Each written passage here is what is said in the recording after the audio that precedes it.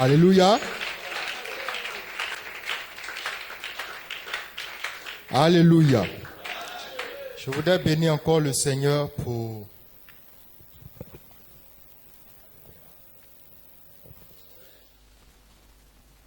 Alléluia. Alléluia. Est-ce qu'on peut encore acclamer le Seigneur?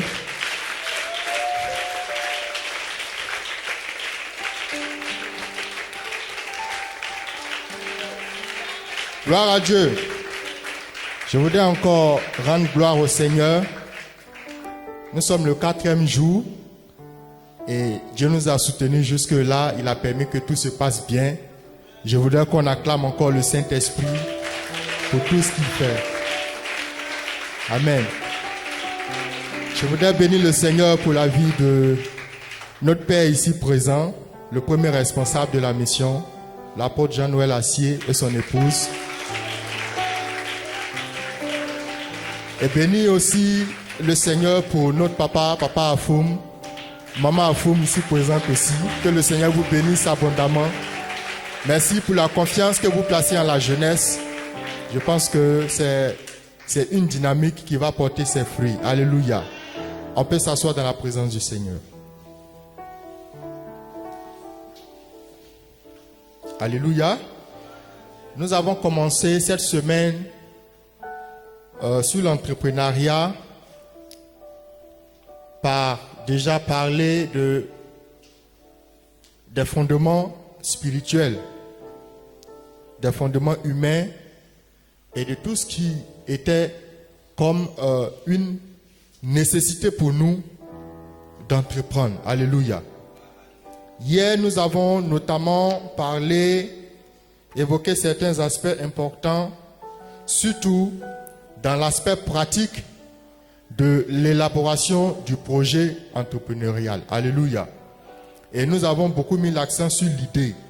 Parce qu'en réalité, c'est l'idée qui nous donne d'avoir l'assurance que ce que nous avons l'intention de faire est bon ou pas. Alléluia. Et donc, pour que nous puissions nous lancer, pour que nous puissions franchir le cap, entrer dans l'action, il faudrait au préalable que l'idée soit véritablement une idée fiable, soit véritablement une idée rentable, une idée à fort potentiel. Alléluia. Et donc, nous avons vu un peu expliquer l'idée, l'origine de l'idée, les caractéristiques de l'idée, les bonnes questions qu'il fallait se poser pour savoir effectivement si on est sur la bonne voie ou pas. Alléluia. Et après ça, nous sommes entrés maintenant dans l'aspect élaboration du projet. C'est-à-dire les différentes études qui vont vous permettre maintenant de convaincre vos différents partenaires et de pouvoir véritablement vous lancer. Alléluia. Donc on a parlé de l'étude de marché et on a parlé des cibles, à qui s'adresse le projet et pourquoi c'est à eux que le projet s'adresse, qu'est-ce que le projet ou bien le produit ou bien le service, qu'est-ce qu'il est censé leur apporter et comment est-ce que vous allez vous y prendre pour pouvoir les convaincre, par quel canal, par quel moyen. Alléluia. Ensuite, nous avons parlé des études de moyens, c'est-à-dire les différents moyens à votre disposition dont vous aurez besoin pour pouvoir atteindre vos objectifs. Donc, on a parlé des moyens techniques et on a parlé des moyens humains. Alléluia. Ensuite, nous sommes allés sur l'étape de l'étude financière où on a dit qu'il fallait chiffrer ses besoins de démarrage, ce dont vous aurez besoin pour vous lancer en termes de finances. Et aussi, l'autre aspect, c'était de vérifier effectivement la rentabilité de votre projet en tenant compte des charges, des entrées et sorties d'argent et puis des prévisions de vente. C'est tout ça qui allait vous donner de mesurer le seuil de rentabilité. À quel pourcentage votre projet ou bien votre produit est rentable. Est-ce que c'est à 10%, à moins 10% ou bien à 50%, à 100%? Ce sont ces analyses-là qui vous permettent véritablement d'être sûr de votre affaire. Alléluia. Et nous avons parlé de l'étape juridique. Et j'ai dit comme ça qu'on allait en parler plus en profondeur aujourd'hui. Amen. Quand toutes ces étapes ont été franchies, je pense que là, on peut dire que vous êtes prêts. Vous savez déjà sur quel pied vous marchez. Et vous savez déjà quelles sont les perspectives, quelles sont les prévisions qui vont vous permettre véritablement de réussir. Amen. C'est très important. Alors, ces deux éléments que nous avons, ces aspects que nous avons vus, on peut les résumer en deux éléments. Ce que les gens appellent communément le business plan et le business model. Alors, le business plan, c'est ce qu'on a fait hier. OK? L'étude de marché, l'étude de moyens, l'étude financière, l'étude juridique. Ça, c'est le business plan. C'est toute la démonstration que vous allez faire dans un document, amen, que vous serez capable de présenter à votre banquier, à votre financier, à votre auditoire, à ceux qui seront censés être les soutiens du démarrage de votre entreprise. Alléluia. Et quand on parle, si vous entendez parler de business model, le business model, il est inclus dans le business plan. Pour faire simple, c'est l'étude que vous faites, c'est la façon, l'analyse que vous faites qui va démontrer comment est-ce que l'entreprise va gagner de l'argent. Tout simplement. Tout le reste, c'est des thèmes très techniques. Amen. Amen. Ok. Alors, avant qu'on ne puisse aller dans l'aspect maintenant de la création de la société, selon la législation, selon la loi ivoirienne, il est important de rappeler aussi que c'est vrai que nous parlons d'entrepreneuriat, tout le monde parle d'entrepreneuriat, mais nous sommes d'abord et avant tout des serviteurs de Dieu, des enfants de Dieu. Alléluia. Donc, il y a l'aspect éthique, l'aspect valeur. Parce que vous pouvez le constater aujourd'hui, dans le monde des affaires, on voit beaucoup de choses. Amen.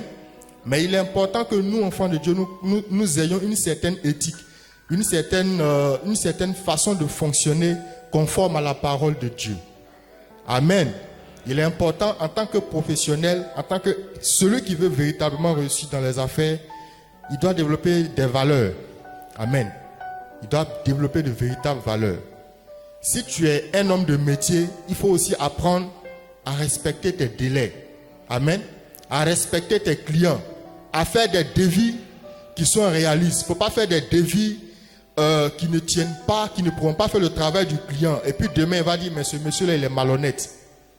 Ce n'est pas une étiquette qu'un enfant de Dieu ou bien un serviteur de Dieu doit porter en tant qu'entrepreneur. Alléluia. Donc, il y a une certaine éthique, une véritable éthique, des valeurs que la Bible nous enseigne déjà. Amen. C'est pour ça que quand on parlait des qualités, on a parlé des qualités spirituelles. Un bon disciple qui est à l'image de son maître est aussi un entrepreneur à succès parce que les valeurs de son maître se répercutent dans ce qu'il fait comme activité. Aujourd'hui, il y a beaucoup d'arnaques pour nous qui faisons le e-commerce, le travail sur Internet, qui contactons des partenaires. Ce n'est pas tous ceux-là qui sont de bonne foi. Amen. Et nous, on s'est donné comme objectif de donner de la sécurité à nos clients. C'est-à-dire qu'on choisit d'endosser et de nous donner les moyens pour créer un cadre de sécurité. De sorte que même si le client, le partenaire de l'autre côté, tu ne le connais pas, mais tu crées les conditions pour que le business soit sécurisé et que vos transactions soient fiables. De sorte que ton client est satisfait, il gagne de l'argent et toi aussi tu gagnes de l'argent. Alléluia. Et si toi et moi on se met ensemble pour faire les affaires, pour entreprendre, je pense qu'avec les valeurs qui nous caractérisent, on va faire des affaires saines. Amen. Des affaires saines où il n'y aura pas de larmes à la fin. Alléluia. Et c'est comme ça que nous serons aussi des références. Parce qu'aujourd'hui, le défi, c'est de travailler avec des gens sérieux, des gens fiables. Et si toi et moi, nous sommes fiables, c'est sûr et c'est évident que nous allons gagner de l'argent et nous allons nous positionner. Si tu es d'accord, acclame le Seigneur. Donc, au-delà de tout ce qu'on dit, il faut véritablement développer et pratiquer cette éthique-là. Et je pense que, pour ma part, les meilleurs entrepreneurs, c'est toi et c'est moi. Parce que nous connaissons le Seigneur et nous connaissons la parole de Dieu. Alléluia. Alors, tu as fait ton étude. Tu as fait ton business plan. Tu as analysé. Tu sais que ton projet est bon. Là, maintenant, tu passes à la phase pratique. Tu te lances. Et Dieu merci, l'État de Côte d'Ivoire a mis en place un dispositif qui facilite aujourd'hui la création d'entreprises à travers ce qu'on appelle le GUF, c'est-à-dire le guichet unique des formalités d'entreprise, géré par le CPC. Alléluia. Le centre de promotion des investissements en Côte d'Ivoire. Quand on parle de guichet unique, ça veut dire qu'ils ont intégré tous les services. Parce qu'avant, les gens partaient de service en service, de structure en structure pour pouvoir aboutir à la création de leur entreprise. Mais aujourd'hui, avec le CPC, tout se fait en un seul lieu. Et tout se fait en ligne. Amen. Et en 48 heures, vous avez vos papiers, vous avez vos documents. Est-ce qu'on peut acclamer le Seigneur? Alors, au sein du CPC, puisque c'est un guichet unique, voilà, le guichet unique des formalités d'entreprise du CPC, le Centre de promotion des investissements en Côte d'Ivoire, a été créé pour simplifier et faciliter les démarches des entrepreneurs. Il est désormais possible de créer son entreprise en 48 heures et à coût réduit. Les administrations suivantes interviennent dans le processus d'entreprise, intervenant dans le processus de création d'entreprise, ont été regroupés au CPC pour la constitution. Donc, ils ont regroupé toutes les structures. Chaque structure a son représentant, a son service au sein du CPC. Il s'agit de la Direction Générale des Impôts. Alléluia. Alors, avec la Direction Générale des Impôts, vous avez ce qu'on appelle la DFE, la Déclaration Fiscale d'Existence. C'est le document qui vous donne d'avoir le statut de personne morale. C'est-à-dire que votre entreprise est légalement reconnue auprès des services des impôts. Amen. Il y a le greffe du tribunal du commerce d'Abidjan. Alors, avec le greffe du tribunal du commerce d'Abidjan, vous avez ce qu'on appelle le registre de commerce et du crédit immobilier. C'est un document qui vous donne le titre de commerçant, d'entrepreneur. Amen. Et donc, ça fait partie des documents exigés en tant qu'entreprise que vous devez avoir. Il y a le ministère du Commerce, de l'Artisanat et de la Promotion des PME.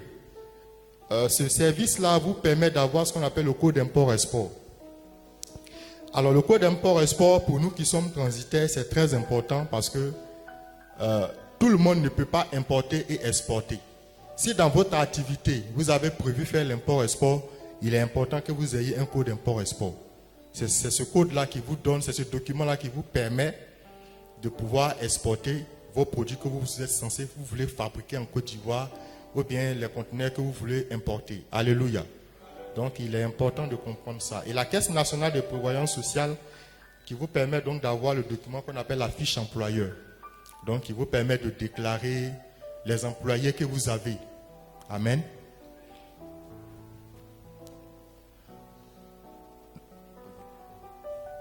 Alléluia. Alors, ce qu'il est important de comprendre ici, c'est qu'aujourd'hui, le gouvernement a facilité les choses. Avec la digitalisation, on n'a plus besoin de se déplacer. Parce que tout se fait en un seul et même endroit, en un temps record. Avant aussi, l'un des avantages, c'est qu'avant, ça demandait beaucoup d'argent. Amen. Mais aujourd'hui, je crois qu'avec maximum 300 000 francs, vous avez vos documents de création d'entreprise. Amen. Ça peut s'acclamer parce qu'avant, ça coûtait vraiment cher. Alléluia. Alors, il y a le choix du statut juridique. Parce que quand vous allez créer votre entreprise, hier on en parlait et j'ai dit qu'aujourd'hui on allait véritablement expliquer un peu certaines choses. Le choix du statut juridique. En général, en Côte d'Ivoire, le statut juridique est le plus utilisé. Les deux statuts juridiques les plus utilisés, c'est l'entreprise, le statut de l'entreprise individuelle. Ce statut juridique-là, c'est pour ceux qui sont dans les fonctions libérales. Amen. Les commerçants, ceux qui sont dans les fonctions libérales. Mais ici, il est très limité en fait. Parce qu'il n'y a qu'un seul associé. En général, c'est des sociétés qui portent les noms de personnes. Par exemple, établissement Kofi, établissement Kone, vous voyez un peu, Kone Fils. En général, c'est des commerçants.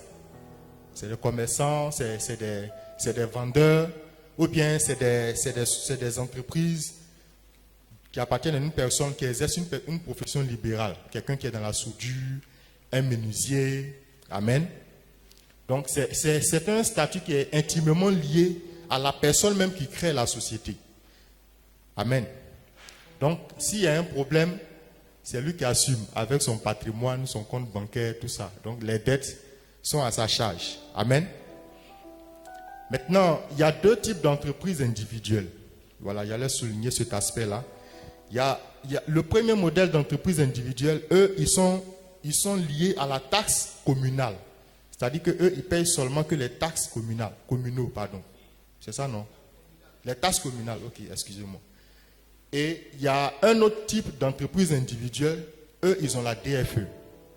Seulement, il y a des marchés auxquels ils ne peuvent pas postuler, ils sont limités. Ce type d'entreprise-là, normalement, leurs marchés ne peuvent pas excéder 50 millions. Amen. En fonction des impôts qu'ils payent, ils sont limités à un certain nombre de marchés. Alléluia. Le deuxième statut juridique ici, c'est le statut de la SARL, la société à responsabilité limitée. Alors ici aussi, il y a deux types. Il y a la SARL unipersonnelle. Voilà, comme ce que nous on a fait. C'est-à-dire que là, c'est une société à responsabilité limitée, mais avec un seul associé. Et ce type d'entreprise, ils ont automatiquement la DFE, la déclaration fiscale d'existence. Alléluia. Et puis, ils ont aussi le registre de commerce plus la fiche CNPS. Amen. Seulement que pour la SARLU, ici, c'est un seul associé. Comme c'est le cas de Kela Logistique, l'entreprise que j'ai montée il y a 3 ans. Amen. Et le deuxième cas, c'est la SARL avec part d'associés. Le minimum que l'État demande ici pour le SARL classique, là, c'est deux associés. Sinon plus. Amen. Et c'est encadré par un statut juridique. Il y a un gérant et puis il y a des statuts qui régissent les membres. Amen. Voilà. Je pense qu'on a beaucoup de comptables ici. Ils sont très outillés pour expliquer certains détails. Amen. Maintenant, il y a les sociétés anonymes. Ça, c'est pour les grandes entreprises. Amen. Les entreprises qui ont véritablement beaucoup plus de moyens et des personnes qui ont beaucoup plus de moyens qui décident de se mettre ensemble autour d'une société anonyme. Mais puisque nous, ici, on parle d'entrepreneuriat et de démarrage, donc c'est pour ça que je m'attarde un peu sur les deux premiers. Alléluia. Il y a un statut aussi qui est particulier qu'on appelle le GIE, le groupement d'intérêt économique. Alors, ce type d'entreprise-là, soit c'est des particuliers qui se mettent ensemble pour travailler, pour réunir les fonds, pour investir dans un secteur donné, ou bien ce sont des entreprises qui créent une entreprise ensemble. C'est ce qu'on appelle le groupement d'intérêt économique. Alors, chacun a son statut, chacun a son fonctionnement. Ils n'ont pas tous le même mode de fonctionnement. Ils n'ont pas aussi tous les mêmes engagements vis-à-vis de l'État de Côte d'Ivoire. Alléluia. Alléluia. Après le choix du régime fiscal, on va aller sur le régime prochain. La prochaine diapo. Ah, ok. Le choix du régime fiscal. Alléluia. Alors, depuis l'année passée, l'État de Côte d'Ivoire a entrepris des réformes. L'État de Côte d'Ivoire a entrepris des réformes et il y a eu un véritable changement par rapport au régime fiscal. Amen. Donc, nous, en tant que Kela Logistique, à la création, on était au régime simplifié d'imposition. Donc, on avait des engagements vis-à-vis de l'État. Et après, quand ils ont changé en janvier 2021, c'est ça, en décembre 2021, ils ont pris la loi et puis c'est entré en vigueur en 2022. Donc, il y a eu des changements. Nous, on était obligés de changer aussi parce que désormais, le choix du régime fiscal est lié au chiffre d'affaires prévisionnel. Amen. C'est lié au chiffre d'affaires prévisionnel. Ça veut dire quoi, le chiffre d'affaires prévisionnel? C'est ce que vous avez prévu faire comme estimation de vente, sur une année donnée. Amen. Donc, l'État de Côte d'Ivoire a vu qu'au niveau du CPC, il y avait beaucoup d'entreprises qui se créaient chaque année. Et si on voulait garder cette première nomenclature-là, elle n'allait pas permettre aux gens de pouvoir s'en sortir. Donc, ils ont créé des régimes véritablement spécifiques aux nouveaux entrepreneurs, à ceux qui démarraient. Amen. C'est pour ça que vous allez voir le régime de l'entrepreneur. Le régime de l'entrepreneur, il est à 2 niveaux. D'abord, il y a les entreprises qui sont au niveau de la taxe communale. Ok? Ces entreprises-là, leur chiffre d'affaires ne dépasse pas 5 millions annuels. C'est comme ça que l'État de Côte d'Ivoire a prévu les choses. Donc, si tu as ouvert, par exemple, ton atelier de soudure et que tu t'es constitué, par exemple, en tant qu'entreprise individuelle et que tu as choisi d'être à la taxe communale, ton chiffre d'affaires ne doit pas dépasser 5 millions par an. Alléluia. Et en fonction de ces 5 millions ou bien de ton chiffre d'affaires, l'État va prélever 2,5% de ton revenu. Donc, retenez que ceux qui sont au niveau de la taxe communale, dans le régime fiscal de l'entrepreneur, ont un chiffre d'affaires prévisionnel qui n'excède pas, selon l'État de Côte d'Ivoire, qui n'excède pas les 5 millions. Et en termes d'impôts, ils payent 2,5% de leur chiffre d'affaires. Amen. Aujourd'hui, c'est un peu technique. Alors, le deuxième modèle d'entreprise, comme ceux qui sont à la taxe d'État de l'entrepreneur, eux, ils ont leur DFE, c'est-à-dire qu'ils payent les impôts, ils ont leur registre de commerce, mais c'est le petit niveau en fait des entreprises. Parce que l'État a pris conscience que ce n'est pas tout le monde qui a cette capacité-là de pouvoir payer des impôts élevés et ça crée beaucoup de soucis. Et franchement, nous, on a salué cette décision et ce nouveau changement-là. Amen. Alors ici, l'avantage c'est quoi? C'est que tu as le choix parce que l'État de Côte d'Ivoire dit de 5 millions 1 franc jusqu'à 50 millions, tu es au niveau de la taxe d'État des entrepreneurs. Et ce qui est intéressant, c'est que l'État va te prélever 5% de ton chiffre d'affaires. Mais ces 5% là sont répartis mensuellement. Donc, tu ne sens pas. Si tu as décidé de déclarer par exemple 10 millions, l'État va prendre 5% des 10 millions. Ils vont fragmenter en 12 mois. Chaque mois, tu dois payer. Et ce qui est bien aujourd'hui, c'est que chaque entreprise qui se crée a des accès sur le site de la DGI, ce qu'on appelle e-impôt, où tu peux aller payer directement en ligne. Amen. Ou bien tu peux confier à ton comptable, ou bien le CGA auquel tu es affilié, ils peuvent s'en charger. Vous allez voir qu'il y a des entreprises qui payent 30 000 francs le mois en fonction du chiffre d'affaires. Il y a des entreprises qui payent 50 000 francs le mois, 100 000 francs le mois. Si tu estimes que tu vas faire 50 millions de chiffre d'affaires sur l'année, tu sais déjà que l'État va prendre 5% comme impôt. Donc, les 5% des 50 millions seront fragmentés sur 12 mois et chaque mois tu payes. C'est comme ça, ce sont les nouvelles règles. Alléluia. Après ce régime-là, ça c'est pour, dans le jargon on appelle les starters, c'est-à-dire ceux qui démarrent, ceux qui n'ont pas trop les moyens, qui ne sont pas encore solides, qui sont en train de se battre pour atteindre un certain seuil d'activité. Donc après ceux-là, il y a les entreprises médium, c'est-à-dire que ceux qui ont un certain niveau de revenus. Eux, on les a mis dans la catégorie des micro-entreprises. Alléluia. Eux, leur chiffre d'affaires part de 50 millions 1 franc à 200 millions.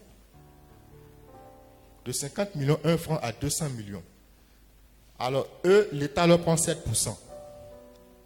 7% de leur chiffre d'affaires annuel. Fragmenté en 12 mois, tu payes chaque mois. Si tu veux payer chaque année aussi, en fin d'exercice fiscal, tu dois pouvoir payer. Mais il est conseillé de payer chaque mois parce que si tu accumules, que tu tombes dans une situation où tu n'as pas l'argent, c'est compliqué. Tu vas avoir des arriérés, des pénalités. En matière d'impôts et de charges, il ne faut jamais se laisser surprendre. Amen. C'est vraiment ce qui a fait que beaucoup de personnes se sont retrouvées avec des millions de dettes au niveau des impôts. Parce que par négligence, on s'est dit que bon, c'est pas beaucoup, je vais payer le mois prochain, je vais payer le mois, et puis après ça devient des millions. Amen. Donc il ne faut pas se laisser surprendre. Alors ce régime-là, c'est pour ceux qui ont un chiffre d'affaires compris entre 50 millions 1 franc et 200 millions. Si vous partez au-delà, l'État va vous envoyer dans un autre régime qu'on appelle le réel simplifié. Amen. Le réel simplifié, ça c'est pour les entreprises déjà qui ont de gros chiffres d'affaires et qui ont déjà beaucoup de clients, qui font déjà beaucoup de revenus. Et eux, ils payent les impôts comme avant. Ils ont un fonctionnement voilà, dans lequel je ne vais pas trop rentrer, mais leur chiffre d'affaires est compris entre 200 millions, 1 franc et 500 millions, pour le réel simplifié. Mais quand tu te mets sous ce régime-là, ça veut dire que tu acceptes de payer les charges qui vont avec au niveau des impôts. Amen. Et le dernier régime, c'est le régime réel normal d'imposition. Bon, ça c'est pour les grosses sociétés comme les banques, les sociétés de téléphonie mobile, etc. Eux, l'État commence avec à partir de 500 millions, 1 franc jusqu'à 1 milliard. Voilà, ça c'est les éléphants, ils se gèrent entre eux. Ils savent comment ils négocient quand c'est chaud. Alléluia. Nous, on va y arriver. Amen. Alors, quand vous avez choisi votre statut juridique et votre régime fiscal en fonction de votre prévision de chiffre d'affaires, vous savez déjà quelles sont les charges au niveau des impôts. Vous connaissez déjà vos charges de location, vos charges locatives, etc. Donc, vous connaissez déjà vos charges globalement. Amen. Il y a aussi le siège. Il faut penser au siège. Parce que vous n'allez pas donner rendez-vous à un client dans un café ou bien dans un shawarma. Forcément, il faut que ce soit dans un local qui reflète vos ambitions. Alléluia. Donc, vous pouvez louer des bureaux et mettre tout le matériel qu'il faut. Quand on a étudié l'étude des moyens, les moyens techniques, voilà. Donc, vous savez quel matériel il vous faut et dans quel local. Donc, vous avez la location de bureau, pardon. Maintenant, il y a des systèmes qui ont été développés aussi pour permettre aux gens de ne pas trop avoir à supporter certaines charges de location de maison. Amen. Voilà, c'est pour ça qu'il y a des entreprises aujourd'hui qui mettent leur espace à la disposition des entrepreneurs. Ce qu'on appelle les espaces de coworking. Alléluia, pour ceux qui connaissent. C'est des entreprises qui vous donnent un bureau, mais c'est moyennant une location, soit journalière, hebdomadaire ou bien mensuelle. En fonction de vos moyens, on vous dit, bon, ok, si tu as des clients à recevoir, tu peux venir ici pour 1 heure, tu payes peut-être 20 000 francs. Donc, le temps de recevoir ton client, tu lui dis, ok, mais ici c'est mon bureau, mais je ne suis pas là tout le temps. Donc, si tu viens, il faut m'appeler, il faut me prévenir avant de venir. Amen. C'est des stratégies. Quand c'est chaud, c'est des stratégies qu'on utilise. Alléluia. C'est pour ça que j'ai tenu à en parler, parce qu'on se met dans l'esprit qu'on démarre. On se met dans l'esprit qu'on démarre, on ne va pas aller inventer des moyens qu'on n'a pas. Alléluia. Mais il faut quand même commencer. Donc, tu peux solliciter un espace de coworking, négocier avec les responsables. Tu peux payer par semaine ou bien tu peux payer au rendez-vous. Donc, quand ton client arrive, il voit que, voilà, il y a la fraîcheur, tout est joli, c'est beau. Ah, mais tu as investi? Oui, j'ai investi parce que, voilà, vous êtes important, vous êtes mes VIP. Donc, si moi, je ne vous reçois pas dignement, vous n'aurez pas confiance en moi. Donc, tu lui expliques quoi. Et puis, je pense qu'il va te croire sur parole. C'est là où vous allez conclure l'affaire. Quand ça marche, cherchez un bon bureau. Alléluia. Alléluia. Il y a aussi la colocation, ça se fait. Moi, je l'ai fait la première année jusqu'à ce que mon colocataire me laisse totalement le bureau à Trècheville. Amen. Je cherchais sur les réseaux sociaux, je cherchais parce qu'il y a des pages Facebook dédiées à la colocation. C'est-à-dire que c'est des entreprises qui partagent un espace commun. Ça aussi, c'est des techniques. Ces entreprises-là partagent un espace commun. Si le bureau coûte 200 000, vous êtes 3 entreprises, vous partagez les charges. Vous divisez par 3, plus l'Internet, voilà, l'électricité et autres. Alléluia. Je pense que les Ivoiriens sont devenus tellement businessmen maintenant qu'ils ont développé des réflexes pour s'arranger entre eux. Est-ce que ce n'est pas formidable ça? Alléluia. Non, on est formidable parce que ici, moi je crois en une chose. L'Ivoirien est quelqu'un qui apprend très vite. Et parce qu'on apprend très vite, aujourd'hui, ceux qui étaient là avant, les Libanais, les Chinois même ont problème parce qu'on est avec eux. Quand ils font un pas, nous aussi on fait un pas. On dit, on s'en va, on vous suit. On vous regarde seulement. Mais un matin, on va vous dépasser. Parce qu'on est chez nous, on maîtrise ce qui se passe ici. Vous êtes certes les premiers producteurs d'Attiqué, mais quand nous on fait pour nous, ce n'est pas la même chose. Amen. On ne va pas vous donner les secrets. Nos mamans savent.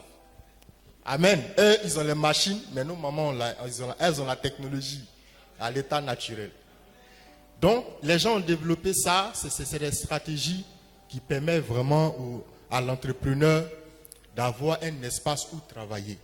Même s'il ne peut pas avoir un bureau à 200 000, 300 000, qu'il a accès à un espace où il peut payer 50 000, 80 000 et que ça peut lui permettre de recevoir ses clients, c'est déjà bon point de départ. Donc la colocation aussi, c'est un des éléments importants. Amen.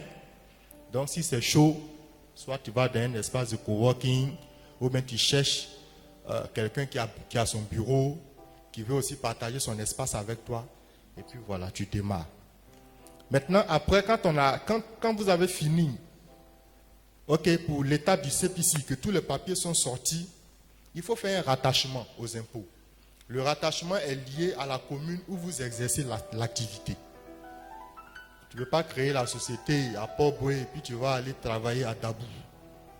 C'est difficile parce que tu dois venir à chaque fois s'il y a des problèmes. Donc, il faut faire le rattachement dans la commune où vous exercez. Amen. Donc, on parle de rattachement aux impôts. Alléluia. On arrive à un des aspects les plus importants. Comment vous financez votre projet? Ça, c'est le nerf même c'est le casse-tête de l'entrepreneur. Je pense que le premier orateur, celui qui avait parlé de l'entrepreneuriat avant moi, a expliqué un aspect très important, c'était l'apport personnel par l'épargne. Amen. Je pense que c'est important parce que vous soyez salarié, que vous soyez un homme de métier, quel que soit ce que vous faites, il est important de ne pas aller dans cette aventure entrepreneuriale les poches vides. Parce que si vous y allez les poches vides, vous êtes déjà dès le départ vulnérable. Parce que si tu as un bon projet, tu as de bonnes idées, c'est celui qui a l'argent qui va forcément en profiter. Alléluia. Donc, il n'est pas bon d'aller dans cette aventure-là, ok, sans moyens et seulement avec les idées. Souvent, ça crée des conflits. C'est ce qui fait que les gens n'arrivent pas à s'entendre. Parce que lui vient avec son argent. Toi, tu viens avec tes idées. Il dit, bon, ok, il te donne 20%. Moi, je prends 80%. Au finish, tu travailles pour lui. Alléluia. Donc, il est important de mobiliser aussi l'épargne personnelle. Et puis, ça te donne de l'assurance, ça te donne de la force. Amen. Il y a les financements bancaires ou les microfinances. Ce sont aussi des possibilités. Alors, les microfinances sont un peu plus souples que les banques parce que les microfinances gagnent leur argent en vendant du crédit. La banque a plusieurs produits. Et la banque est sur des secteurs un peu plus importants comme financer des projets étatiques, financer des grands projets immobiliers. Ils ont beaucoup plus de possibilités que les microfinances. Alors que les microfinances, c'est des banques de proximité. Donc, ils ont leur stratégie, en fait, pour pouvoir vous encaisser.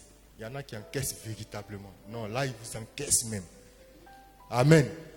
Toi-même, tu mets le pied dans ton bureau, tu sais qu'on t'attend. Et donc, c'est des alternatives. Entre les banques et les microfinances, je pense que pour un entrepreneur, il est important déjà de démarrer avec une microfinance fiable. Mais dès le départ, il faut t'entendre avec eux et savoir s'ils peuvent vraiment t'accompagner. Parce qu'au départ, ils ont un discours très séduisant, disant qu'ils vont t'accompagner. Non, viens, dépose ton argent. Tu déposes 1 million, 2 millions, et après on te parle de garantie, de beaucoup de choses. Et toi-même, tu sais que tu ne peux pas leur fournir ça. Alléluia. Mais quand même, il y a des microfinances qui accompagnent. Moi, j'en connais, et je pense que il y a des possibilités aussi de lever des financements à ce niveau. Mais le plus important, ce n'est pas de prendre l'argent, mais c'est d'être sûr que l'argent va servir. Parce qu'il y a des gens, si on leur donne 5 millions tout de suite, le projet qu'il a mis sur le document, c'est même pas ceux qui regardent encore le document. Alléluia. Donc il faut avoir une certaine force de caractère face à l'argent et puis être focus sur son projet. Amen. Bon, l'État n'a pas laissé les entrepreneurs seuls. Il y a des structures de l'État aussi qui accompagnent, comme le ministère du Commerce. Je pense qu'on a une autre PowerPoint où je vais donner un peu... C'est des informations que les gens n'ont pas tout le temps. Mais il y a des structures qui existent. tant dans l'accompagnement au financement que dans l'accompagnement à la formation.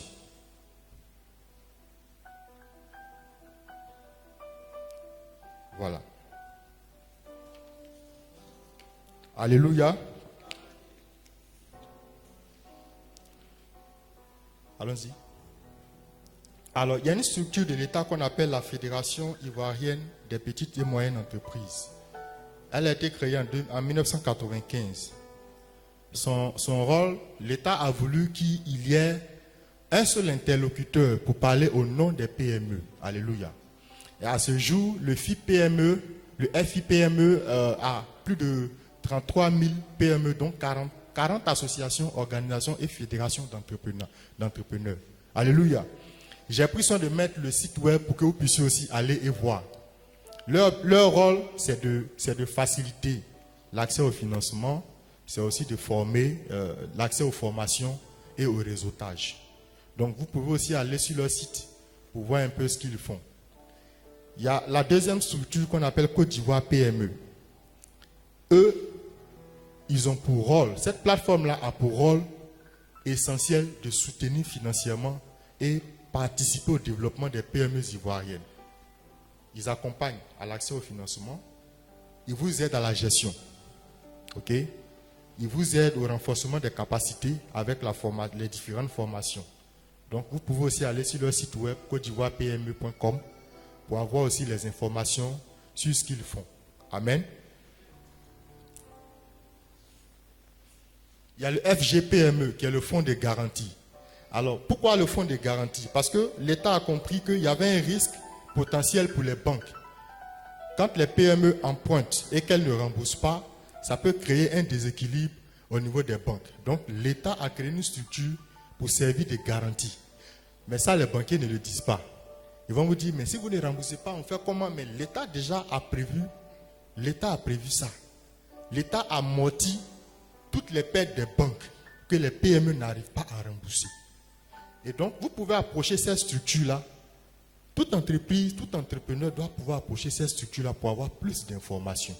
Si un banquier veut trop parler, tu dis, mais il y a le FGPME qui est là. Donc, l'État déjà vous couvre le fonds là. Ce fonds-là est là pour pouvoir couvrir vos pertes potentielles. On ne dit pas qu'on va fuir votre argent, mais l'État déjà vous donne la garantie que chaque fois que vous avez des soucis avec les PME du côté des financements, l'État lui-même amortit ça. Amen. Donc le FGPME est là pour servir de garantie au crédit des PME. Amen. Mais ça, c'est des informations que les gens ne donnent pas tout le temps. Il y a le BSTP. C'est la bourse de la sous-traitance et des partenariats. Alors, ceux qui sont dans le domaine des métiers, le domaine des métiers, c'est une structure aussi qui s'occupe de tout ce qui est sous-traitance. Amen. Ils mettent en relation les sous-traitants, les petites entreprises, les entreprises individuelles et les grandes entreprises qui donnent les marchés. Parce que c'est des entreprises qui n'ont pas le temps d'accomplir ces tâches-là. Donc, ils ont recours aux sous-traitants. Et donc, ceux qui adhèrent à la BSTP, parce qu'il y a des cotisations annuelles, en tant qu'entreprise, quand vous adhérez, vous avez accès à tous les marchés. Si une entreprise a besoin de tels spécialistes dans tel domaine, vous avez les informations tout de suite.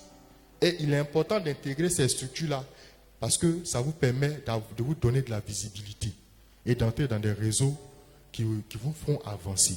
Amen. Donc leur site est là, vous pouvez aussi aller et voir un peu ce qu'ils font. Ensuite, il y a les centres d'incubation. Les centres d'incubation sont des structures privées qui se donnent pour objectif d'accompagner les créateurs d'entreprises, à la fois dans le coaching, jusqu'à ce que l'entreprise naisse, dans la formation. Ils leur donnent un local, parce que les centres d'incubation en général, c'est des endroits où plusieurs entreprises sont réunies pour un objectif. Chaque entreprise doit atteindre son objectif. Donc les centres d'incubation ont pour rôle donc d'accueillir les porteurs de projets et puis leur fournir les ressources dont ils ont besoin pour mener à bien leur projet. Donc, vous pouvez taper sur Google centre d'incubation à Abidjan, vous allez voir, il y a beaucoup de centres d'incubation qui existent. Amen. il y a l'agence emploi jeune. Alors l'agence emploi jeune, c'est aussi un organisme du gouvernement qui est chargé d'orienter les jeunes demandeurs d'emploi. Donc eux, ils cherchent un peu tout ce qui est opportunité d'emploi qu'ils mettent à la disposition des jeunes. Amen. Et ils interviennent aussi dans le financement, l'accès au crédit des jeunes porteurs de projets. Voilà, vous avez leur site internet, je pense que vous pouvez aussi aller là-bas et puis voir un peu ce qu'ils font. Le dernier point, c'est les CGA. Pour ceux qui sont comptables, ils savent un peu ce que c'est que les CGA, c'est les centres de gestion agréés. C'est des structures privées qui sont des cabinets conseils. Ils ont un agrément du ministère des Finances et ils assistent les PME dans leur gestion comptable, dans leur gestion fiscale, dans la gestion même globale de l'entreprise et puis dans la formation. Donc moi, en tant qu'entrepreneur, je monte mon entreprise, tout ce qui est gestion comptable et fiscale, je confie à un CGA. Ils vont vous fixer leur montant mensuel. Le contrat qui va vous lier va dire combien vous allez leur payer chaque mois pour qu'ils puissent s'occuper de votre comptabilité. Mais ça vous permet aussi de ne pas d'avoir l'esprit tranquille concernant ce volet-là. Parce que eux, c'est des spécialistes. Amen. Il y a beaucoup de CGA à Abidjan, il y a beaucoup de structures qui le font. Alléluia. On revient sur le premier PowerPoint. Ah, d'accord. Alors, quel est l'avantage en tant qu'entrepreneur d'appartenir ou bien de connaître toutes ces structures-là? Parce que on ne peut pas être entrepreneur et rester dans son coin. Il faut véritablement s'ouvrir. Parce que ça vous permet d'être dans un réseau. Et qui dit réseau, dit rencontre de personnes. Amen. C'est important. Vous avez aussi accès au marché. Vous avez accès à des informations clés. Vous avez le relationnel, la visibilité. Vous avez accès aux formations. Vous avez accès au réseau financier. Tout ça, c'est des avantages. Donc, pour ceux qui sont dans les domaines spécifiques de métier, il est important d'intégrer des organisations, des syndicats, des associations liées à votre métier. Pour le cas des entrepreneurs, il y a beaucoup d'organisations qui existent, à la fois étatiques comme privées. Amen. Voilà. Alléluia. Est-ce qu'on peut acclamer le Seigneur?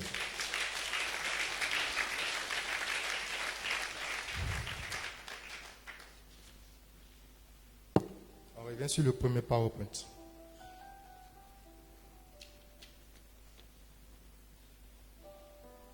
Alors, on continue toujours sur le financement.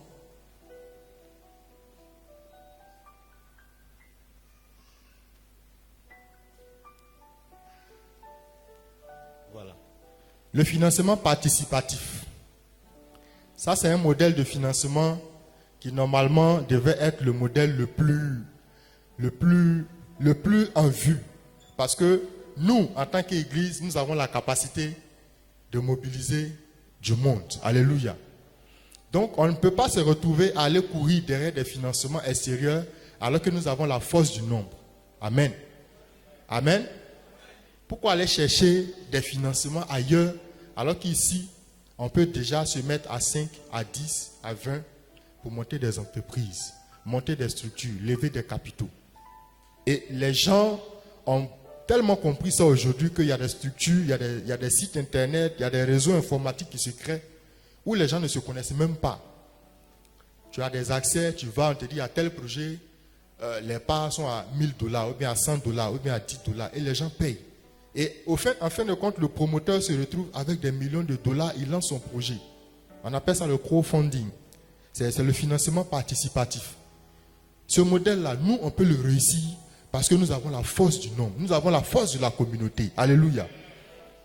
Il y a d'autres communautés qui le font. Et vous le savez. Ils le réussissent tellement bien qu'ils ont le pouvoir financier.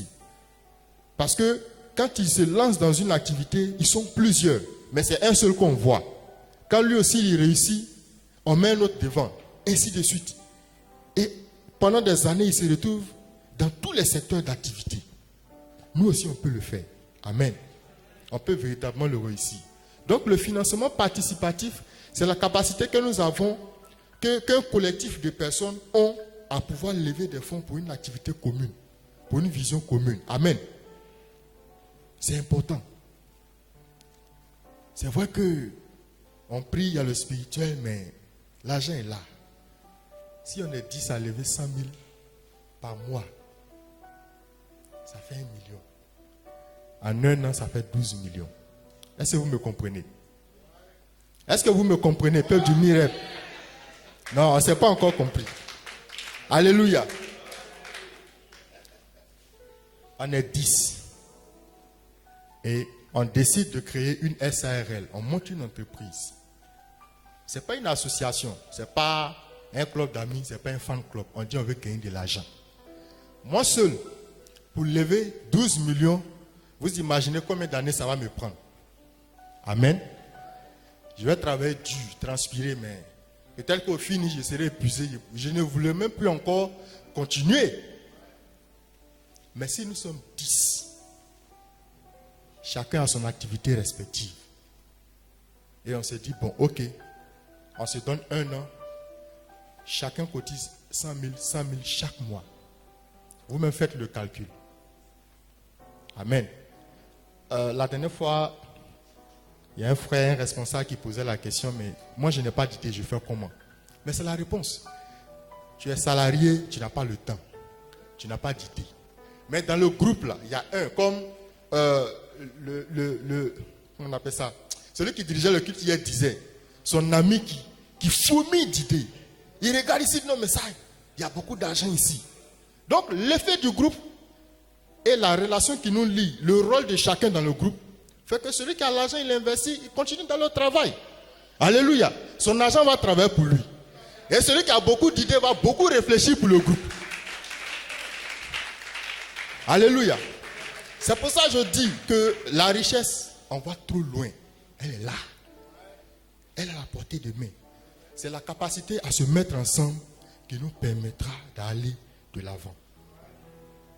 Hier, j'étais chez mon mentor, mon formateur en transit. Il me disait qu'il allait rencontrer un groupe de 65 personnes. Ils sont associés. Ils ont acheté un immeuble. Ils ont fait leur siège dans Trècheville. Et ils ont des actifs un peu partout. Ils ont des investissements dans tout Abidjan. Il dit, chaque 3 mois, chacun cotise 800 000. Ils sont 65. Ça fait combien? Vous imaginez, peuple du Mirep.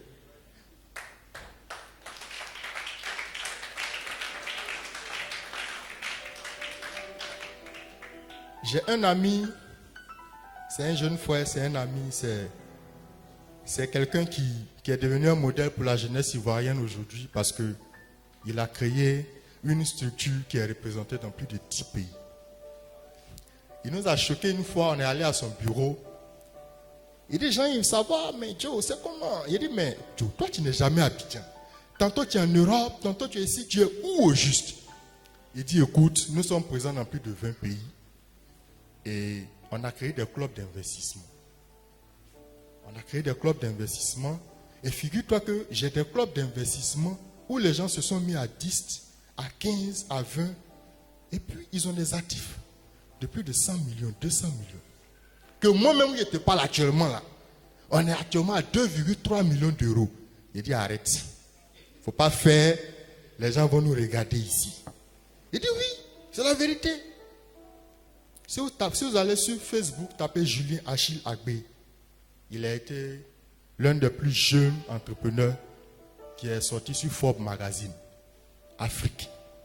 Il donne des séminaires, il parle avec le gouvernement français. Il nous dit que lui, à 35 ans, il va prendre sa retraite. Il dit, tu as raison. C'est le Seigneur. Il t'a donné, rends gloire à Dieu. Tu vas nous dire ça pour nous choquer, il n'y a pas de problème. Et chaque fois, on se félicite. Hier, il a vu mes vidéos. Il m'a dit, bravo frère, je suis fier de toi. Il dit, moi-même, je suis fier de toi. Toi, on va se voir bientôt. Tu ne vas pas manger seul. Alléluia. Il a beaucoup de personnes et ce sont les premières personnes à parler de bourse, à parler d'argent, à parler de finances alternatives. Et c'est comme ça qu'il a réussi son coup. Il a des diplomates, des ambassadeurs, des ministres. Il a été même ministre du conseiller du ministre Moutaye. Il vient me voir à Mans. C'est chaud sur moi ici dans ma galère. Il vient en grosse 4x4 comme ça. J'ai une où? Il dit, mais je suis au travail. Il dit, oh, viens, on va se voir. Il vient, mon gars, avec garde de corps partout. Il dit, mais attends, qu'est-ce qui t'arrive? Il dit, non, je suis conseiller de tel ministre. Tout ce que tu vois, c'est pas du conseil. Il dit, ok, il n'y a pas de problème. On va tourner un peu. Moi aussi, je vais me faire voir. Comment ça? Alléluia. Amen. C'est parce qu'ils ont compris. Son organisation et lui, ils ont compris que la finance, en dehors des banques, en dehors des microfinances, on peut lever des capitaux. Et c'est le moment. C'est-à-dire que laissons notre moi de côté, nos ambitions de côté. Créons ensemble une seule et même personne pour un objectif commun. Tes 5 francs et mes 5 francs vont devenir beaucoup d'argent. Et je pense que c'est la solution. Mais ce modèle a été donné. Quand tu prends Acte 4, verset 34, la Bible dit que dans l'église de Jérusalem, il n'y avait pas d'indigents. Parce que chacun vendait, il y en a qui vendaient leur maison, leur champ, ils apportaient au pied des apôtres. Et il y avait une distribution de manière équitable. De sorte que tout le monde y avait à manger. Les gens ne se plaignaient pas. Mais c'était un modèle économique.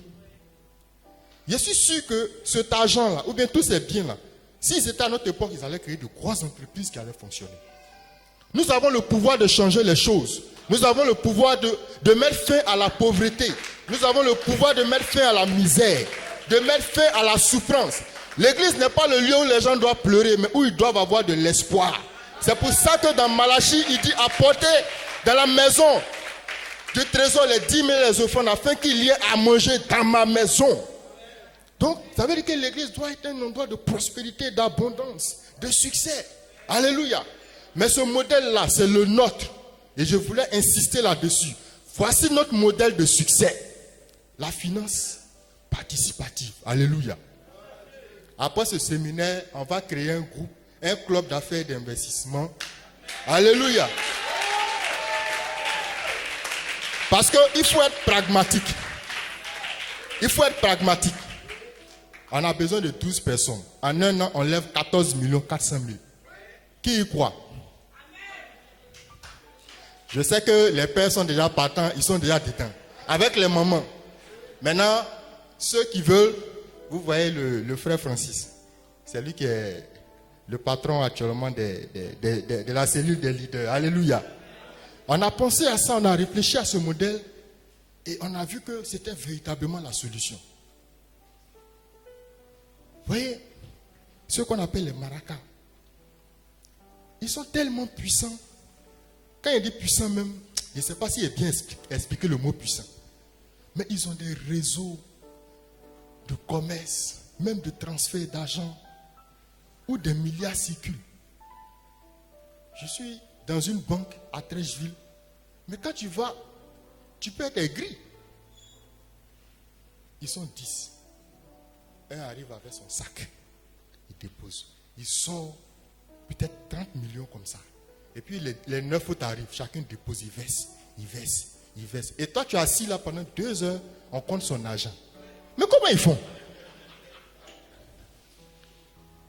Les grands patrons sont à la maison, ils sont au bureau. Ce sont les petits qu'on envoie. Mais c'est l'argent de tout un collectif. Je vais vous donner un exemple.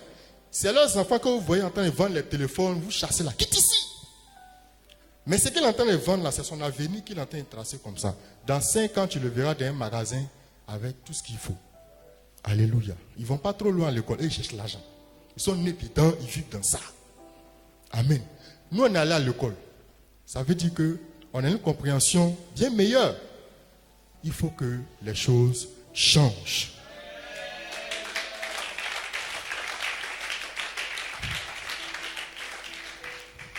Alléluia. Il y a tellement de choses à dire sur la phase organisationnelle, recrutement du personnel, mise en place du processus de fonctionnement interne, comment l'entreprise va fonctionner. Chacun a sa place, chacun a son rôle. La fiche de poste, répartition et définition des rôles dans l'entreprise. Beaucoup d'autres choses. Amen. On ne pourra pas tout dire aujourd'hui, mais je voudrais vraiment bénir le Seigneur pour cette opportunité qui m'a été donnée de pouvoir expliquer un peu ce milieu de l'entrepreneuriat. Il est passionnant. Il est passionnant. Il y a 2 choses qu'il faut avoir comme qualité essentielle. Il faut avoir une éthique. Si tu es sérieux, aujourd'hui, dans ce monde dans lequel nous sommes, tu vas gagner de l'argent. Mais il faut être courageux. Il ne faut jamais abandonner. Voici la deuxième chose. Tant que tu persévères, derrière chaque épreuve, derrière chaque situation, il y a toujours une solution. Il y a toujours une victoire. Alléluia. Je voudrais m'arrêter là, mais profiter surtout aussi pour dire merci à Dieu pour la confiance, pour ses serviteurs, pour notre Père, Papa Jean-Noël Assier, l'apôtre, qui m'a vraiment fait cette confiance-là. Merci Papa, merci beaucoup. Merci à Papa Afoum, merci à Maman Afoum pour ses encouragements. Et je voudrais surtout dire merci aussi à la cellule des leaders, parce que c'est un travail que nous avons préparé, que nous avons fait ensemble. Je voudrais qu'on acclame le Seigneur pour la cellule des leaders. Avant de laisser le micro, je voudrais véritablement bénir le Seigneur et dire au peuple du Mireb, il n'y a pas de petits rêves, il n'y a pas de rêve trop grand. Amen. Nous avons toutes les stratégies, nous avons toutes les qualités, nous avons tout le potentiel pour pouvoir atteindre des objectifs très importants. Il faut y croire et c'est maintenant qu'il faut se lancer. Amen. Que le Seigneur vous bénisse.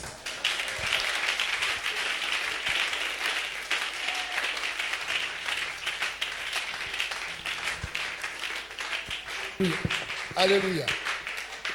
Asseyez-vous s'il vous plaît. Je voudrais faire une suggestion. Conférencier, il faut rester. C'est le dernier jour. Et les choses qu'on a vues sont tellement importantes qu'il faut quand même qu'il y ait une série de questions. Et même si ce ne sont pas des questions, au moins des réactions par rapport à ce que vous avez entendu. Parce que je voudrais dire, par la grâce de Dieu, c'est la meilleure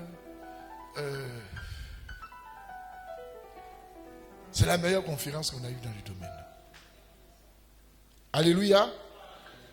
Je le dis parce que de par ma profession, j'en sais beaucoup. Alléluia. Et les choses qui nous ont été données sont inestimables. Il est important que chacun puisse se connecter, c'est-à-dire ouvrir son esprit. Même si tu es quelqu'un qui ne bouge pas trop, mais ça doit te faire bouger. Et même si aujourd'hui ça dure un peu, mais il faut que les uns et les autres interviennent. C'est le dernier jour. Ouvrez-vous, faites part de vos préoccupations. Et les échanges vont encore enrichir ces moments que nous avons passés et vont permettre que, au sortir de ce programme, comme il a dit, quelque chose de vrai commence. Que Dieu nous bénisse.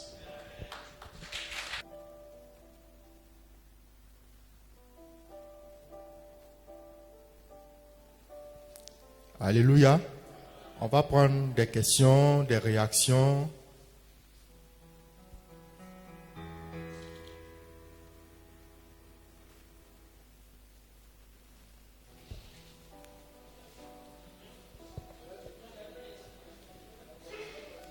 Allez-y. Ok.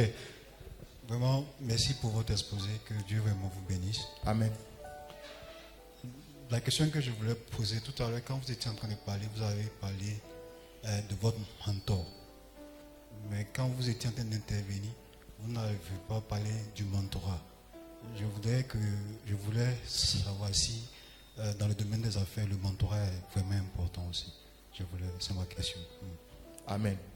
Alors, dans tout corps de métier, cette grâce-là, d'être encadré par un aîné et de l'élève, je suis devenu son partenaire. Amen. Il est toujours mon mentor, mais dans le transit, dans l'import-export, chaque fois que j'ai même des factures ou bien des questions, j'ai des soucis, j'ai des préoccupations, je suis toujours avec lui. Amen. Et c'est comme ça qu'on évolue. Dans le domaine des affaires de l'entrepreneuriat, il est important d'avoir... C'est pour ça que je parlais d'intégrer des milieux professionnels. Amen. Que ce soit des milieux étatiques, des réseaux étatiques ou bien des réseaux privés, pour pouvoir rencontrer des gens. Parce que le contact favorise la connaissance. favorise l'évolution. Et il est important d'avoir un mentor parce que lui, il a fait ses armes. Il a échoué à plusieurs reprises, il connaît les rouages. Donc, quelqu'un qui nous suit, quelqu'un qui nous encadre, c'est important. Donc, il y a deux choses. Il faut être très ouvert au contact, ok? Parce que les contacts sont source de réseau, sont source d'informations, sont source de changement. Il y a des informations qui changent ta mentalité. Il y a des gens qui causent avec eux et puis ils te choquent. Comme le grand frère, une fois en bas dans son bureau, il cause au téléphone, il dit, mais attends, ton gars là, ça a quoi de 50 millions, il tremble comme ça, mais ça c'est rien. Toi, tu n'as même pas encore mangé le matin, tu viens lui dire bonjour, il dit, mais lui, il a dit quoi? Est-ce qu'on est sur la même planète? Alléluia. Et donc, ce monsieur-là, tu es amené à lui poser la question de savoir, mais comment tu fais? Il va te dire, alléluia. Donc, le mentorat, il est très important en affaires. Que Dieu vous bénisse. Oui, allez-y. Bonsoir. Bonsoir. En fait, moi, c'est une exhortation pour toutes les personnes qui travaillent. Voilà, de ne pas rester forcément sur ce qu'on fait, mais de chercher à faire autre chose aussi. Tu peux bien aller déjà au travail et puis faire une petite activité à côté qui va te permettre de pouvoir investir après. Moi, je travaille dans une entreprise, mais j'ai mon activité à côté. Voilà, qui me permet aussi d'arrondir mes fins du mois et de pouvoir épargner. On ne va pas rester sur un poste, je travaille ici aujourd'hui, je suis là, je me contente de mon salaire fixe. Voilà, donc c'est ce que je voulais apporter, de vraiment exhorter les jeunes filles et de ne pas rester vraiment focus sur leur seul travail qu'elles ont. Voilà, merci. Et pour aller dans le sens que vous abordez, en fait, les Ivoiriens ont commencé à comprendre. C'est pour ça que nous, peuple du Mireb, on ne doit pas rester en reste. Amen. Vous voyez que les gens investissent beaucoup. Vous voyez des lavages, même des lavages auto tellement modernes. Quand tu rentres, tu n'as même plus envie de sortir. Tu veux toujours aller laver ta voiture. Parce que les gens investissent. Ils investissent beaucoup. Les gens ont commencé à comprendre. Les Ivoiriens sont devenus très créatifs. Et nous, les chrétiens, on doit être au cœur aussi de tout ce mouvement qui se fait aujourd'hui. Amen. Donc c'est important de pouvoir diversifier. C'est dans la diversification qu'on arrive effectivement à pouvoir s'en sortir aussi. Amen. Alléluia. Amen. Moi, je voudrais commencer à te remercier d'abord. Vraiment, merci.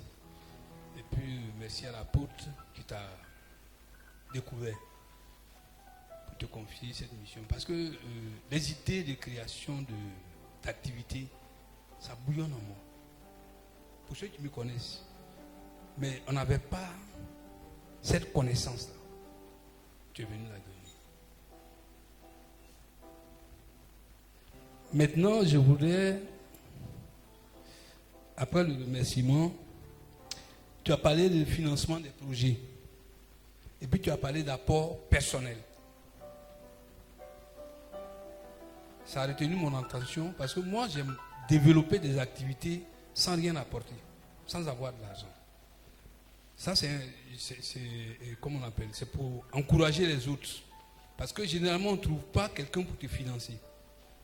Mais toi-même, quand tu maîtrises ton projet, façon tu l'attaches là, le monsieur là qui vole ça, il ne peut même pas te le voler. Il est obligé de travailler avec toi. Et il y a des projets comme ça que j'ai lancés où j'ai 100% des bénéfices et je vais le réactiver parce que je l'avais arrêté un moment par manque de temps. Mais après ce que je viens de voir là, je vais le réactiver. Amen. Merci. Est-ce qu'on peut acclamer le Seigneur?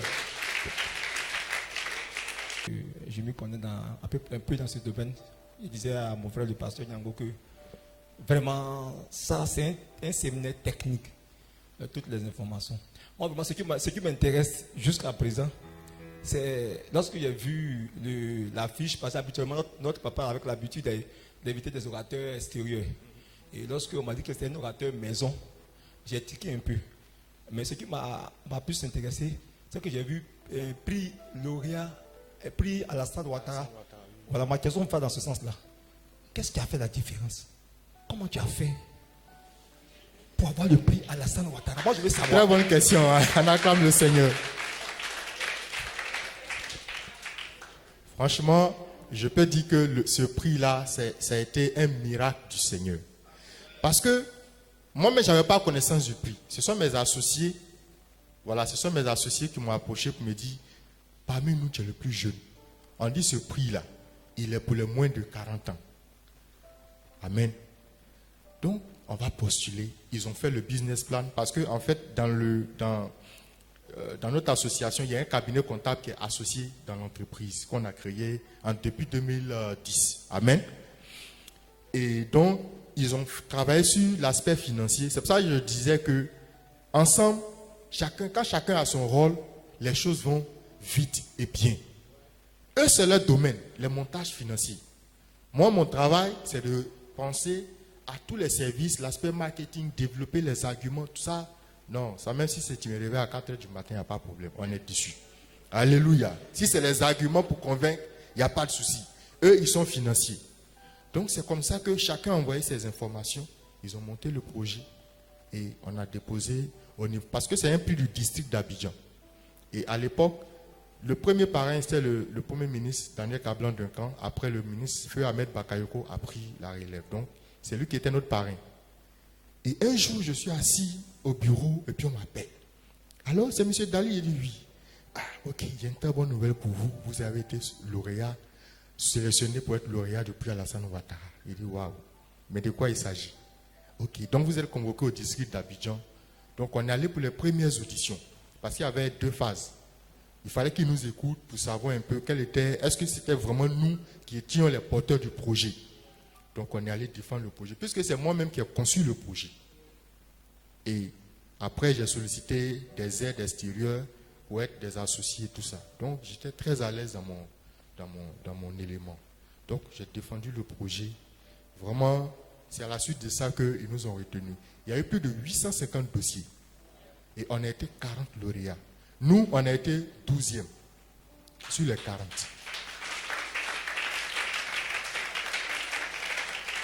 Donc voilà un peu comment, et c'est à la dernière minute qu'on a postulé. Voilà, et Dieu a fait que tout s'est bien passé. Voilà, donc c'est un peu ça. Voilà un peu l'histoire du prix.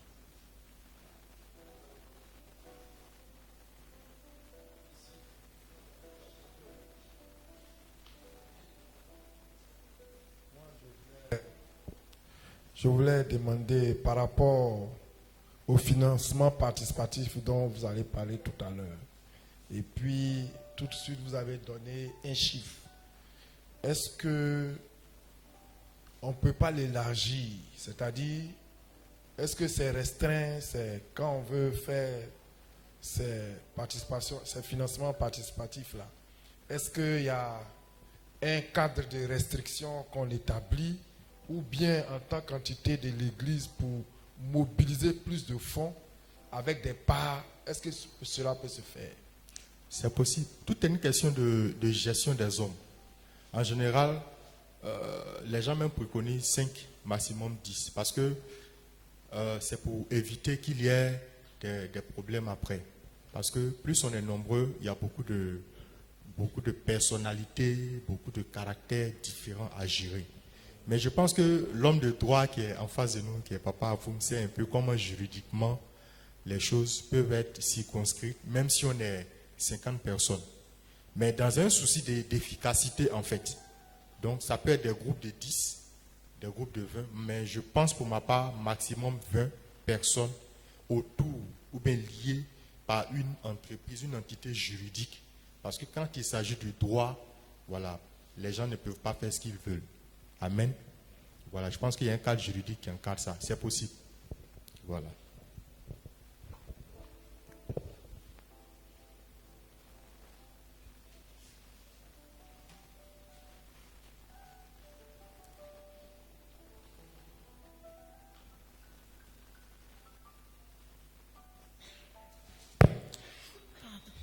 Bonsoir à tous. Bonsoir. Vous avez évoqué le cas des microfinances. Voilà. Ce que j'aimerais comprendre, comment savoir par exemple qu'une microfinance est fiable pour pouvoir t'accompagner? Parce que le plus souvent, quand vous partez soit dans les banques, les microfinances, ils vous mettent du beurre carrément dans les yeux, ils vous font comprendre certaines choses et lorsque tu t'engages arrivé au milieu là, on te fait comprendre que non, ici, c'est comme ça, tu devais faire comme ça. Et puis là, tu t'es déjà engagé, tu as mis ton argent. Souvent même, tu es obligé d'abandonner. Bien sûr. Alors, c'est pour ça que quand vous approchez les microfinances, il faut leur poser des bonnes questions. Et il ne faut même pas hésiter à leur poser des questions, même les plus gênantes. Parce que c'est votre argent et c'est votre droit. Et vous êtes engagé pour un objectif bien précis. En général, il y a la question de la période. À partir de combien de temps vous pouvez m'accompagner dans mon projet? Il doit être capable de vous répondre clairement. Si c'est 1 an, vous n'allez pas engager vos fonds. C'est-à-dire que épargner pendant 1 an et puis après ils vont venir vous dire autre chose. Vous comprenez, non? Mais s'ils vous disent que eux, ils sont déjà prêts à vous accompagner immédiatement, c'est déjà bon. Mais je veux dire, il faut que ça soit sur le contrat qui va vous lier. Parce que si ça n'est pas dans le contrat, ça veut dire que vous n'êtes pas encore tombé sur la meilleure microfinance. Amen. Deuxième chose, est-ce qu'ils exigent des garanties? Et quel type de garantie ils exigent avant de vous accompagner? C'est vrai qu'ils vont vous demander vos bilans, tout ça, mais il y a la garantie. C'est ça qui coince. Parce que pour te donner un financement de 5 millions, on te demande si tu as un terrain. Est-ce que le terrain a une valeur qui équivaut aux 5 millions? Mais si moi, il y a cette possibilité-là, je préfère vendre mon terrain et puis financer mon projet. Et c'est moi qui vais venir vers vous. C'est le paradoxe en fait. Et les banquiers eux-mêmes, ils se disent, bon écoutez, nous, c'est notre moule, c'est comme ça, nous, on fonctionne.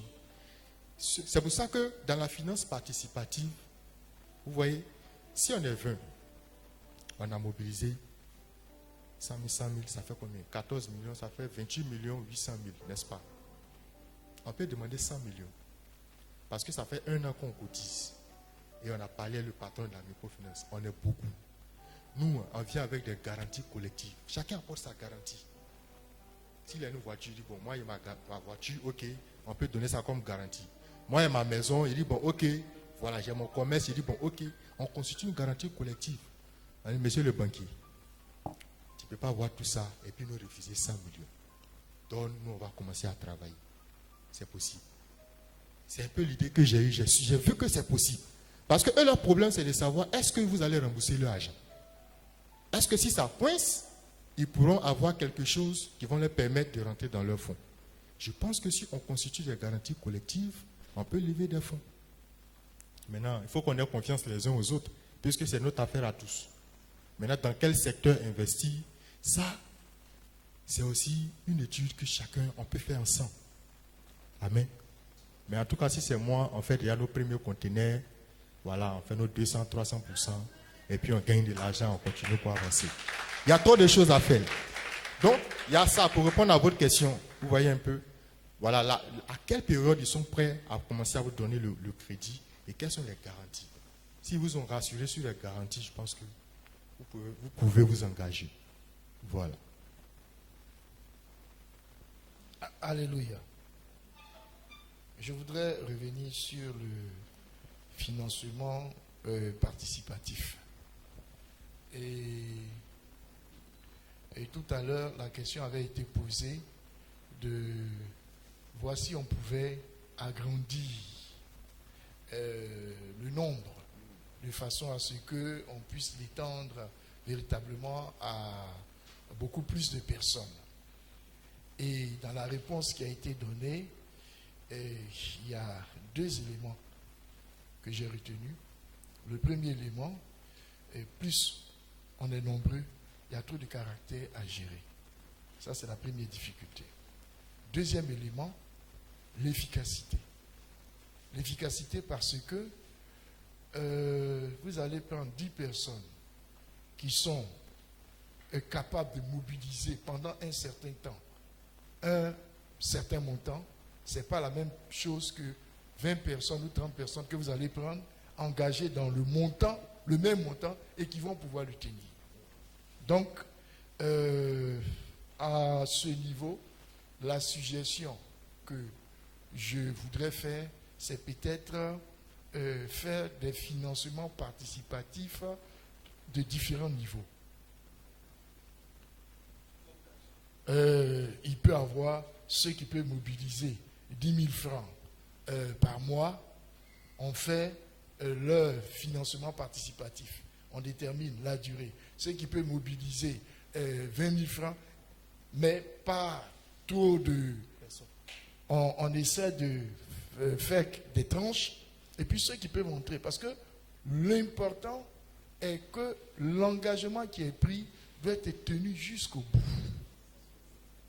Pas de personnes qui viennent, ce mois je peux donner, le mois non je n'ai pas pu donner, et autres. Ça c'est ce que je voudrais dire et insister sur le fait que à différents niveaux, il faut pouvoir lever des hommes forts. Ça, c'est très important.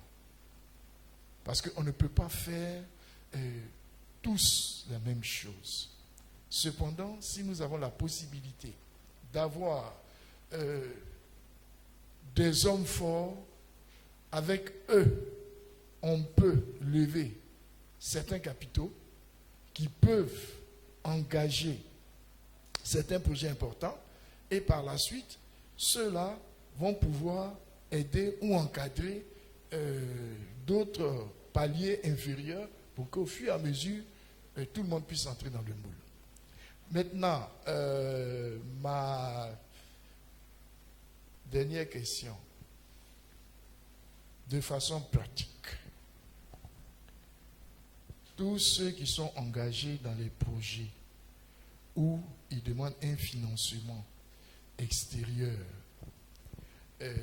avec soit microfinance ou banque et autres, puisque nous sommes dans le cadre chrétien. Ma question est de savoir, par expérience, les uns et les autres pourraient intervenir. Est-ce que la plupart de ceux qui s'engagent avec les établissements financiers et autres, ou les bailleurs, ils réussissent à honorer leurs engagements financiers vis-à-vis de Dieu? C'est un peu une question que je pose un peu à tout le monde, aussi bien à l'orateur qu'à chacun de nous. Et chacun va donner un peu son élément de réponse là-dessus, et ça me permettra, moi, après, de dire pourquoi je pose cette question. Merci.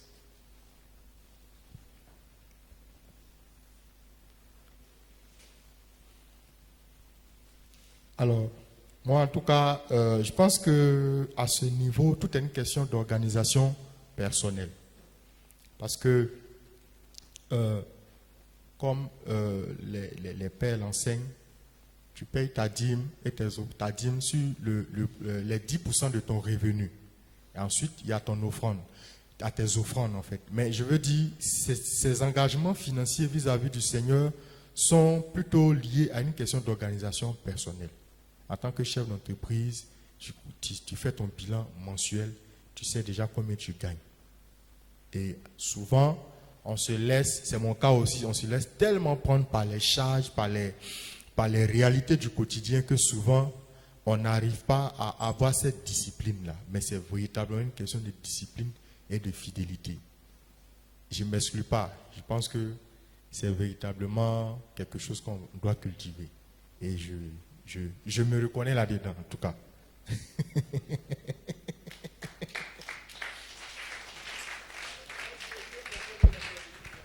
Alors,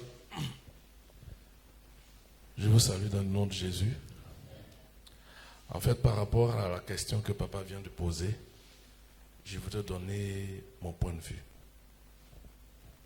Vraisemblablement, quand on parle de financement extérieur, en termes de banque ou microfinance,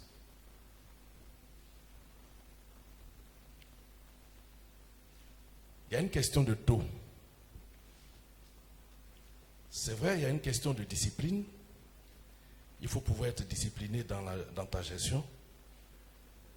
Mais quand tu as une activité dont la rentabilité est au-delà, est supérieure au taux d'intérêt imposé par la banque ou par la microfinance, alors tu as même de pouvoir et rembourser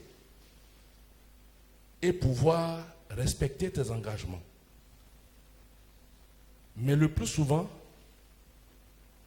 on a tendance à oublier cette question de taux d'intérêt et on regarde le montant qu'on va prendre pour faire le business et par la suite, la rentabilité, le taux d'intérêt ou du moins la rentabilité de l'affaire est inférieur au taux d'intérêt que la banque vous propose. Quand tu es face à une telle situation, tu ne peux ni respecter des engagements vis-à-vis de la banque, de l'établissement financier, encore moins t'engager et respecter tes engagements vis-à-vis du Seigneur. Pour moi, ce qui serait essentiel pour nous, enfants du Seigneur, c'est de véritablement comprendre que nous sommes à la dernière Syrah. Et c'est la première fois que le Seigneur permet que,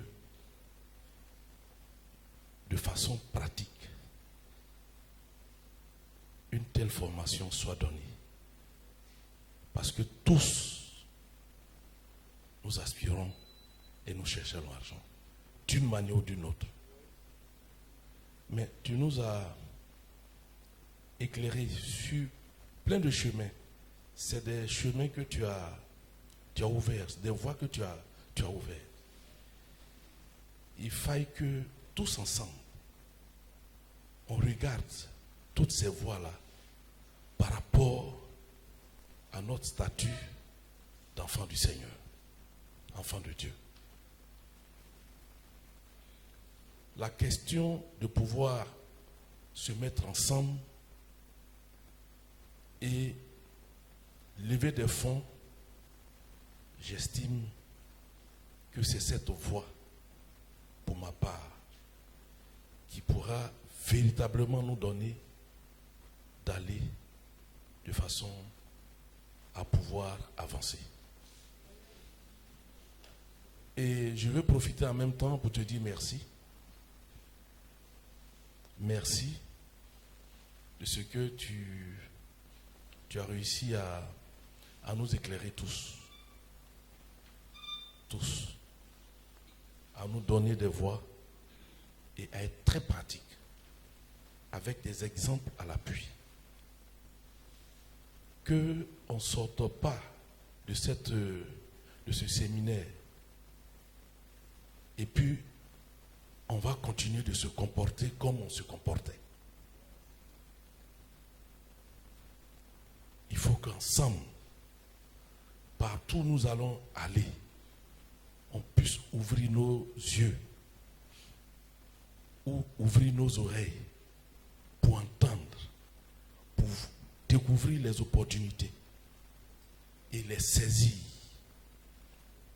à la limite partager, pour qu'ensemble on puisse avancer. Que Dieu bénisse ce séminaire.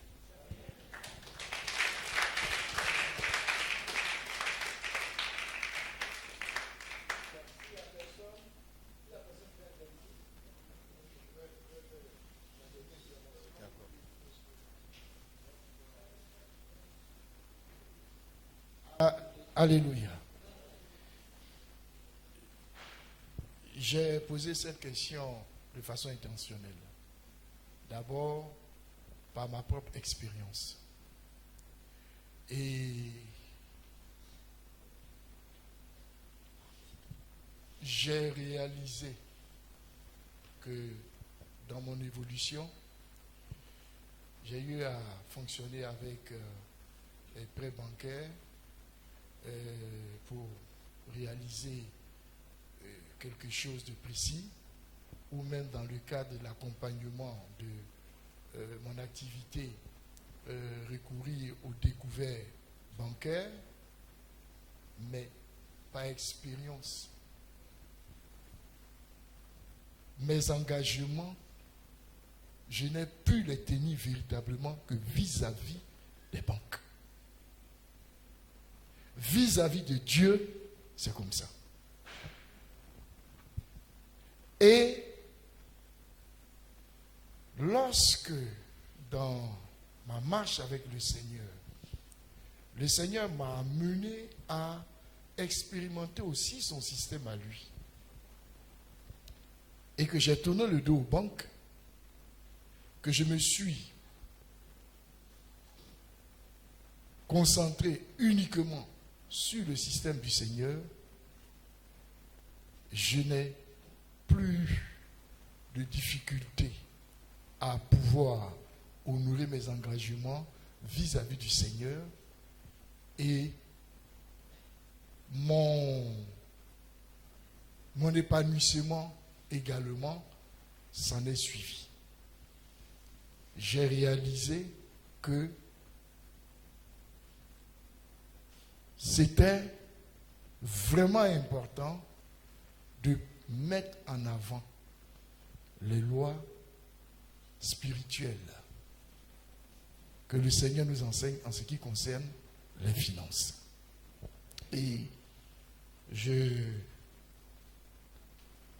voudrais terminer en prenant cette référence de Luc chapitre 16, le verset 13, qui a été donné par le Seigneur Jésus en disant: nul serviteur ne peut servir deux maîtres, car ou il haïra l'un et aimera l'autre, ou il s'attachera à l'un et méprisera l'autre.